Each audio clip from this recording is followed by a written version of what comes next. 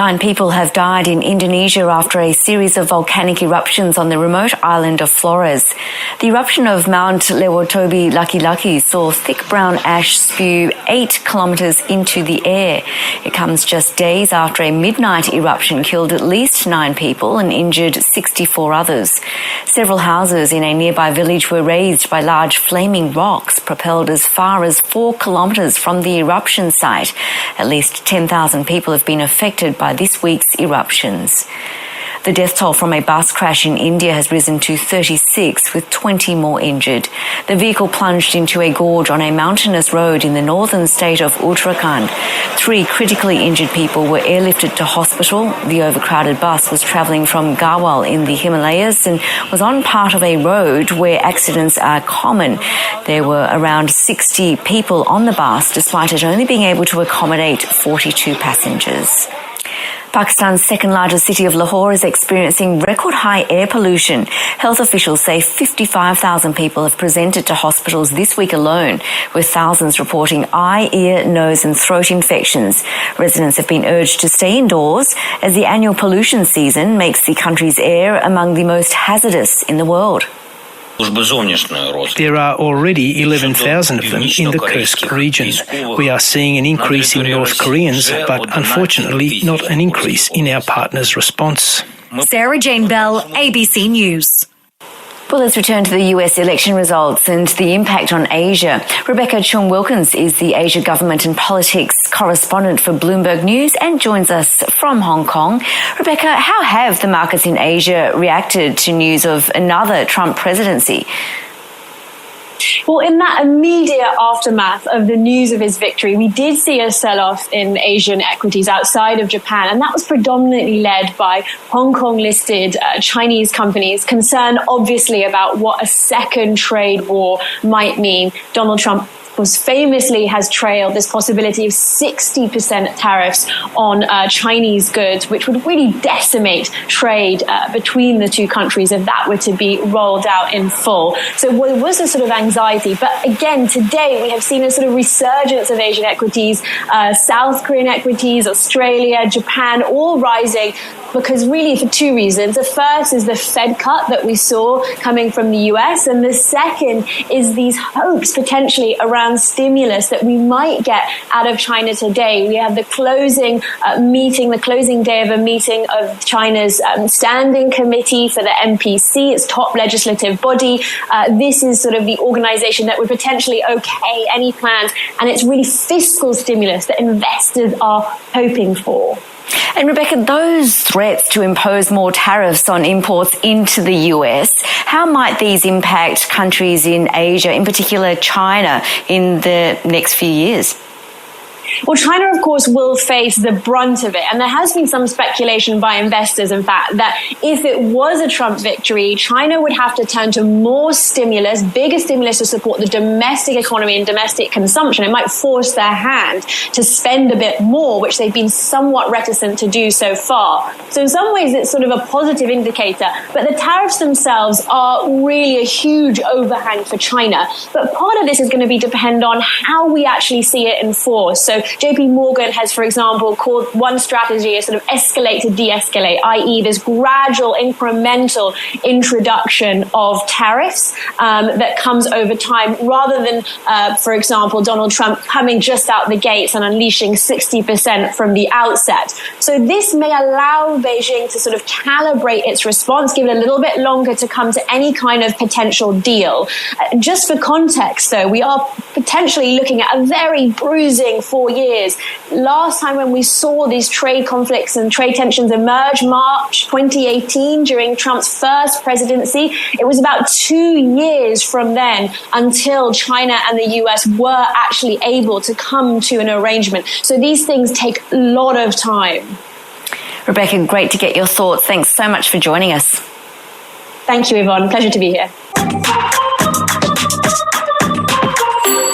A Thai court has cleared a woman accused of being an accessory to the 2016 bombing of a popular shrine in Bangkok that killed 20 people.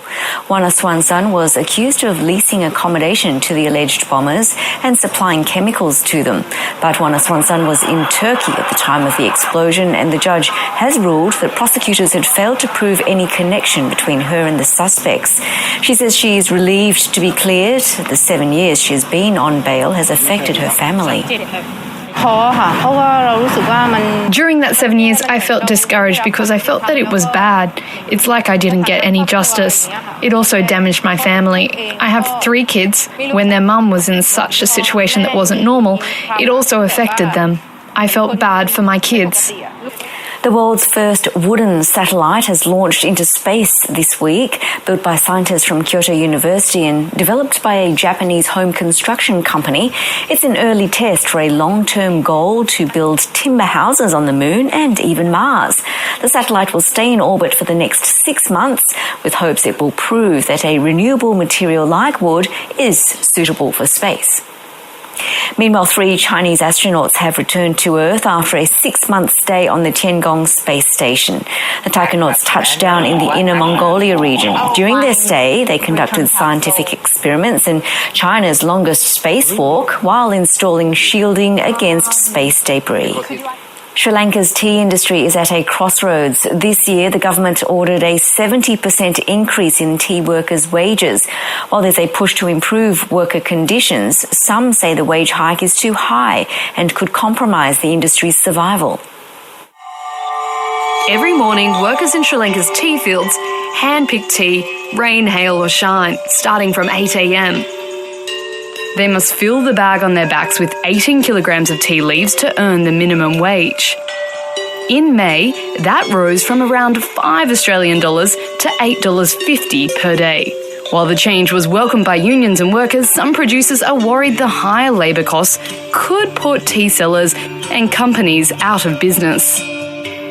The chair of the Planters Association in Sri Lanka is advocating for what he considers a more measured 35% increase. Profitability in tea, it depends on so many factors. Right now we are like at break-even level. So over the time we have said not that we are not willing to pay, but it's our capacity, our affordability.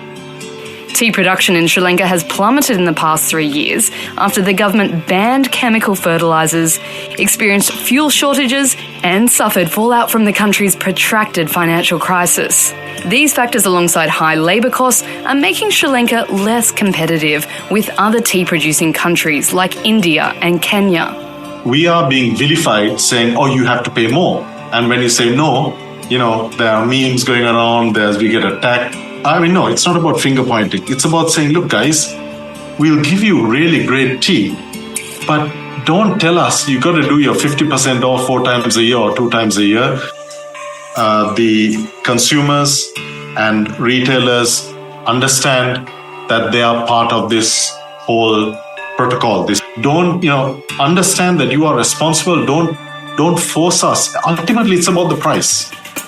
However, there are a few pioneers shaking up conditions and advocating bold initiatives, providing an alternative way to increase wages for workers.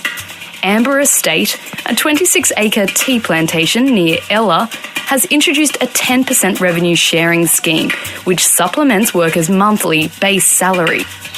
Our first job as management is to start from the premise of how do we double wages, and then work back to what do we then need to do as management in terms of value addition, innovation, changing our product mix, better marketing, whatever it is. This constant refrain that, wages are too high is wrong. The only solution for the industry is that wages go up. We've then got to work out how to make money with much higher wages. Thilakawathi, who has worked on Amber Estate for several years, says the extra money she earns goes towards her children's education and other business training. She also believes the workers are motivated to carefully pick only the newest leaves and study the flavours which result in higher quality tea. I worked on other plantations and so have my relatives. None of the companies provided revenue share, but Amber is providing revenue share.